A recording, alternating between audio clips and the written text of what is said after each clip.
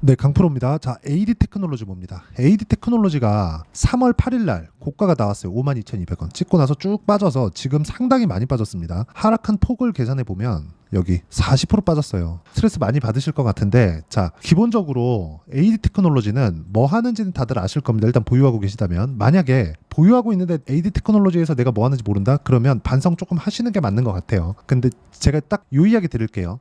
디자인하우스입니다. 디자인하우스. 이름이 조금 거창한데 디자인하우스가 뭐냐? 엔비디아나 애플이나 퀄컴이나 이렇게 설계 기업이에요. 설계 기업. 설계를 하잖아요. 그러면 이게 TSMC로 넘어옵니다. 자, 그러면 TSMC로 넘어오는 과정에서 여기서 어떤 장비를 사용해야 되고 어떤 뭐 소재가 들어가야 되고 이런 부분을 TSMC에서 일하기 편하게 잡일을 도맡아 해줍니다. TSMC는 지금은 워낙에 거대해졌기 때문에 굳이 이런 것까지는 맡아서 안 하는 거죠. 그래서 디자인하우스는 필요하지만 필요하지 않다. 그래서 지금 우리가 봐야 되는 내용은 디자인하우스가 필요하지만 필요하지 않다는 건 필수적으로 필요하지만 TSMC에서 굉장히 뭐 목을 메고 있거나 그런 건 아니라는 겁니다. TSMC뿐만 아니라 어차피 파운드리 공정하면 삼성 파운드리하고 TSMC 지금 조금씩 늘어나고 있어요. 이쪽에서 그렇죠? TSMC가 너무 밀려 있고 TSMC에서 지금 돈이 된다는 걸 알았기 때문에 뭐 인텔 파운드리도 다시 뭐 미세화 공정을 통해 가지고 뭐 재가동을 한다고 하고 뭐 이런 내용들이 있어요. 근데 기본적으로 우리가 이걸 알아야 됩니다. TSMC가 잘 나가게 된 원인,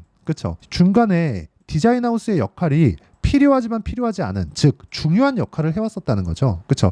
효율적으로 일할 수 있는 환경을 갖춰주는 것, 그렇죠? 자, 그러다 보니까 지금 이쪽에서는 미래 가치에 대한 부분이 온전하게 조금 그런 반영을 받지 않고 있는 거예요. 근데 저는 그렇게 생각합니다. AD 테크놀로지는 지금 뭐가 됩니까? 비메모리 쪽만 맡아서 하고 있는 걸로 약간 조금 성향이 그쪽으로 가 있어요. 근데 실제 지금까지 일을 그런 방식으로 해왔다는 것도 맞고, 이거 말고 하나가 더 있죠. 가온칩스. 또 하나 더 있죠. 코아시아. 그렇죠? 이런 식이에요. 자, 이쪽이 지금 한국에서 디자인하우스입니다. 그리고 코아시아도 삼성 파운드리의 파트너고, 여기서 AD 테크놀로지도 지금 원래는 TSMC랑 일하다가 삼성 파운드리 쪽으로 넘어왔습니다. 그렇죠? 근데 여기서 가장 강한 움직임을 보였었던 건 가온칩스예요. 근데 지금은 코아시아가 반등을 하고 있다. 이런 부분이에요. 자, 제가 이 얘기를 왜 드리느냐? 주식시장은요, 필요한 기업은 실적이 적자를 보더라도 살아남아요. 그런데 내가 고가에 잡았을 때는 문제가 있을 수 있습니다. 이런 문제가 생기기 때문에 그래요. 그런데 더 문제는요, 주식은 고가에 잡아야 된다는 겁니다. 왜 그러냐? 저가에서는 언제 반등을 줄지 확실하지 않다. 만약에 이걸 계산해봐라 그러면 간단하게 계산이 가능합니다. 올라가면 62평 맞고 떨어진다. 왜? 22평은 돌파를 하니까. 그러면 22평 돌파하고 62평을 돌파하는 그 구간은 어디예요? 62평을 주가가 넘었을 때 정배열로 전환이 되는 그 시점부터 AD 테크놀로지의 상황을 다르게 보셔야 됩니다. 그런데 그러기 위해서는 같은 업종 내에 있는 종목군들이 이렇게 강한 움직임을 보여야 돼요. 자, 무슨 얘기냐? 코아시아 같은 경우에는 적게 올랐기 때문에 반등이 빨리 나온 거예요. 그런데 여기서 반등이 제일 늦게 나올 건 어디예요? 가온칩스입니다. 가온칩스는 고가가 3월 28일 나왔죠. 상승폭에 대한 부분도 여기 올해 들어서만 보더라도요, 5만 원부터 12만 7천 원, 100%가 넘게 나왔습니다. 그런데 AD 테크놀로지는 대략 한 2만 원 중반 후반대부터 5만 2천 원, 그렇죠? 100%가 조금 못되게 나왔죠. 코아시아는 거의 못 올랐어요. 그렇기 때문에 이평선에 대한 배열도가, 즉 이격도 자체가 굉장히 낮은 그런 위치에 있었다는 거죠. 근데 여기서 반등이 나왔다는 건 뭐가 나온다는 거예요? 지금 이 디자인하우스 쪽의 주가가 안 좋았었던 부분이 조금 해결되고 있는 그런 상황 속에 있다는 겁니다. 이런 과정에서 우리가 봐야 되는 내용은 한 가지예요. AD 테크놀로지가 지금 가격이 어디까지 내려와 있는가? 올해 초부터 반도체 종목이 다시 랠리를 펼치고 있는데 그 구간에서 반등이 나왔었던 강한 종목군이었었던 이 강한 시세 구간은 모두 다 반납을 했어요. 그렇다는 건 지금 무슨 이야기가 됩니까? 지금은 가격적인 부담이 없다. 하지만 우리는 확인하고 매수를 해야 되기 때문에 확인하고 매수하는 가격대를 찾자는 겁니다. 여기까지 말씀드리면 이해가 안 되실 수도 있는데 제가 실제 매매한 내용을 이야기를 드릴게요. 자, 여기 삼성중공업 같은 경우에 보면 뭐 전부 다 고가에 매수를 하죠. 완성돼 있는 매매, 매도까지 돼 있는 매매를 사전에 몇 개를 보여드릴게요. 태성봅니다. 자, 보세요. 1월 달에 제가 매매를 한번 했죠. 그리고 쭉 와서 다시 매수를 하고 매도를 하니까 11% 수익이 5월 말에 발생을 했습니다. 그리고 내가 판 것보다 더 올라가니까 매수를 한번 더 했고요. 그리고 또 매수 올라가서 매도. 어떻습니까? 50.96%. 2주 안 걸렸죠. 근데 제가 싸게 살라고 노력을 했나요? 아니라는 거죠. 싸게 살라고 노력한 흔적이 전혀 없죠. 올라가는 상황에 쫓아서 붙은 거예요. 그랬을 때 50%. 자, 이 종목만 그런 거 아닌가? 그렇게 보실 수도 있을 것 같아요. 하나 더 보여드립니다. 우양. 자, 보세요. 싸게 샀나요? 아니요. 올라가는 거 보고 샀죠. 매수 매도. 이격도만 보더라도 내가 어느 구간에서 매수할지 알 수 있다. 근데 기본은 돌파 구간에서 매수한다. 나는 눌림목 구간에서 매수하지 않겠다. 요게 기본이에요. 그렇죠? 자, 그러면 AD 테크놀로지를 제가 언제까지 매매를 했는지를 보겠습니다. AD 테크놀로지를 보면 보세요. 돌파하는 구간에서 그렇죠? 반등, 매수, 매도 11%, 그리고 또 매수, 매도 9%. 원래 더 많아야 되는데 한 번 더 사고 그냥 판 거예요. 그러면서 11%, 9%. 자, 그럼 아까 전에 제가 가온칩스에 대해서 이야기를 드렸죠. 가온칩스 1월 달의 상황을 보면 매수 계속 매매를 했죠.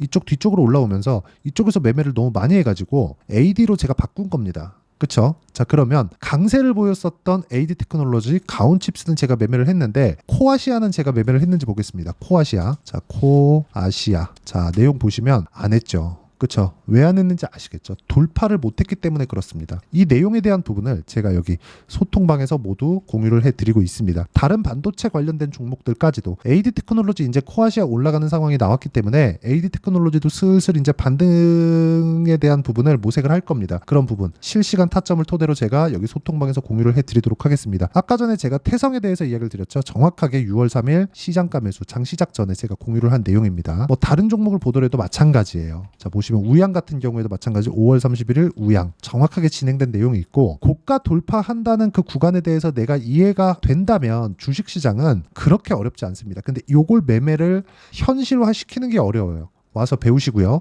소통방은 무료로 진행하니까 구독과 좋아요 눌러주시고 상단에 있는 전화번호로 구독 또는 소통이라고 문자 보내주시면 제가 여기 소통방 입장 링크를 공유해 드리도록 하겠습니다. 자, 그럼 제가 어떤 방식에 의해서 매매가 진행되고 어떻게 풀어가는지 이야기를 다 드렸잖아요. 다시 말씀드립니다. AD 테크놀로지 제가 정확하게 고가 돌파하고 그쵸? 고가 돌파했죠. 여기서 12월 달에 고가 돌파했어요. 그랬을 때 뭐가 나왔어요? 조정 이걸 뭐라 그래요? 우리는 눌림목 이격 조정. 그쵸? 그랬을 때 뭐가 나옵니까? 다시 반등 구간 이렇게 매수 매도 그쵸? 이런 식으로 진행됐을 때 9%, 11% 이렇게 수익이 나오는 겁니다. 자, 그러면 내가 하나를 딱 버려야 돼요. 저가에 못 산다, 고가에 못 판다. 요것만 딱 버리세요. 요거 버리고 우리는 몸통만 먹겠다. HLB 보여드립니다. HLB 난리가 아니죠. HLB를 보시면 정확하게 어디부터 보셔야 되냐면 12월 달부터 보셔야 되는데 보세요. 올라갈 때 안 샀죠. 이때 고가 돌파 확인, 눌림목, 반등, 매수, 매도 쭉 내려보면 1월달 31%, 1월달 1월 29일 날 매도한 거 31%입니다. 그리고 다시 내가 판 것보다 더 올라갔을 때 매수, 매도 아까 보셨죠? 18%, 그리고 매수, 매도 이런 식으로 진행하는 거예요. 내가 이쪽에 탁 사서 여기에 탁 팔면 한 150% 나오겠죠. 근데 그게 되냐고요. 근데 이렇게 하지 않더라도 50%짜리, 40%짜리 이런 것들이 터진다고요. 바이오 하나 더 보시죠. 알테오젠. 제가 사례를 계속해서 보여드리는 게 이게 답이기 때문에 그렇습니다. 자, 보세요. 매수, 매도. 근데 알테오젠은 언제 돌파가 나왔죠? 9월달. 이런 상황을 내가 지속적으로 만들 수 있어야 됩니다. 이런 상황을 만들지 못하면 주식시장은 진짜 너무나 어려워질 수밖에 없어요. 그리고 그 내용은 실시간 내용이 필요하기 때문에 소통방에서 진행을 하고요. 소통방에 대한 내용은 제가 무료로 진행하니까 구독과 좋아요 눌러주시고요. 상단에 있는 전화번호로 구독 또는 소통이라고 문자 보내주시면 되고 이쪽에 인원이 다 차면 제가 여기 카톡으로도 진행을 하고 있으니까 이쪽이라도 임시로 와 계시면 됩니다. 그리고 무엇보다 진짜 중요하게 보셔야 되는 건 주식시장은 미래가치를 반영하는 과정에서 가격이 먼저 반영을 합니다. 그리고 가격이 먼저 반영하기 때문에 가격에 대한 이해가 필요하고 그 가격에 대한 이해를 한다면 이런 식으로 매매를 하는 것처럼 뭐가 나옵니까? 정말 뭐가 나와요? 한 가지만 딱 기억을 해주셨으면 좋겠어요. 이렇게 나오는 건 2주 안에 내가 수익 전환을 시킬 수 있는 내용, 즉 단기 보유 전략이 나옵니다. 자, 그래서 AD 테크놀로지의 반등을 확인하고 나서 내가 2주 안에 수익 전환을 시킬 수 있는 내용, 그게 단기 보유 전략입니다. 그렇죠?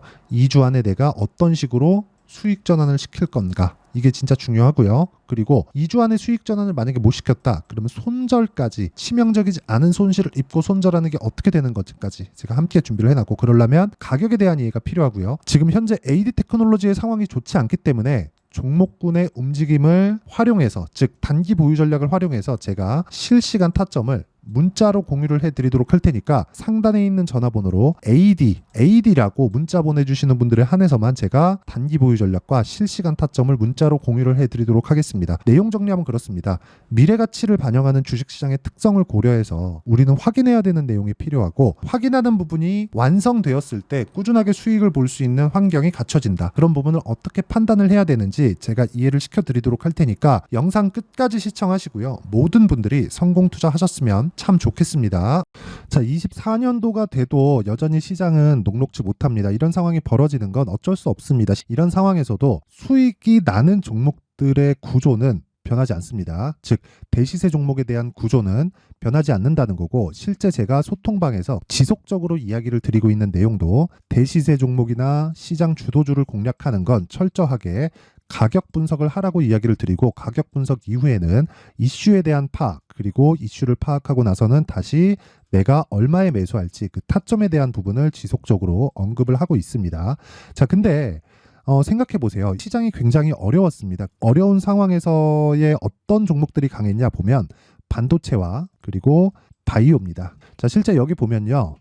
HLB에 제가 실제 매매한 내용을 띄워놓고 보여드리고 있는데, 1월 22일부터 매매를 시작해서 4일 동안 31%의 수익 마감이 됐고요. 그리고 여전히 신고가 종목입니다. 자, 그리고 그 다음 어보브 반도체, 이름을 보시다시피 반도체 종목이죠. 그리고 AI 반도체는 지속적으로 강세를 보이고 있습니다. 이 종목도 신고가를 먼저 달성한 이후에 제가 21%의 단기간에 21%의 큰 수익을 내고 마감이 됐습니다. 다시 재공략을 준비하고 있고, 이런 부분은 소통방에서 다 공유를 해드립니다. 자, 그리고 코세스. 자, 코세스 같은 종목도 당연히 그쵸, 신고가 종목이고요. 그리고 반도체 종목입니다. 이 종목도 영업일 기준에서 이틀 동안 대략 한 15%의 수익 마감이 됐습니다.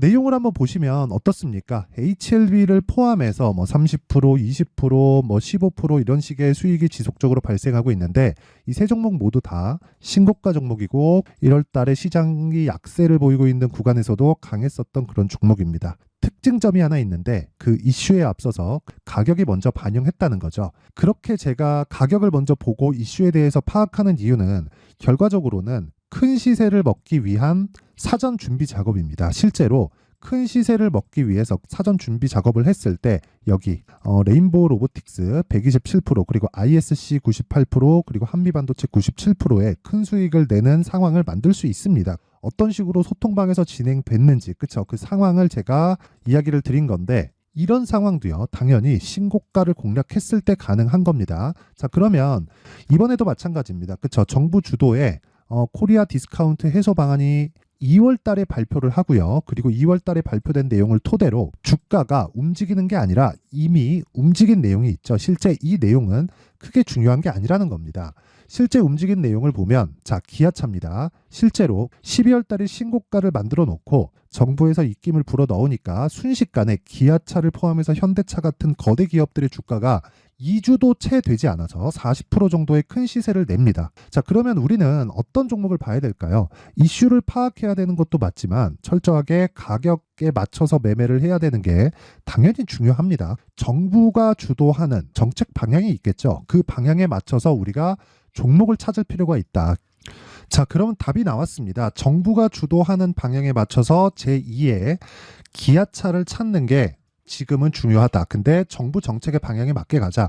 그랬을 때 앞서서 제가 보여드렸었던 내용인 여기 레인보우 로보틱스 127%, 그리고 ISC 98%, 그리고 한미반도체 97%와 같은 수익을 낼 수 있습니다. 물론 시간에 대한 부분은 최소 2주의 시간이 필요하고요. 그리고 최장 3개월 안에 끝내야 됩니다.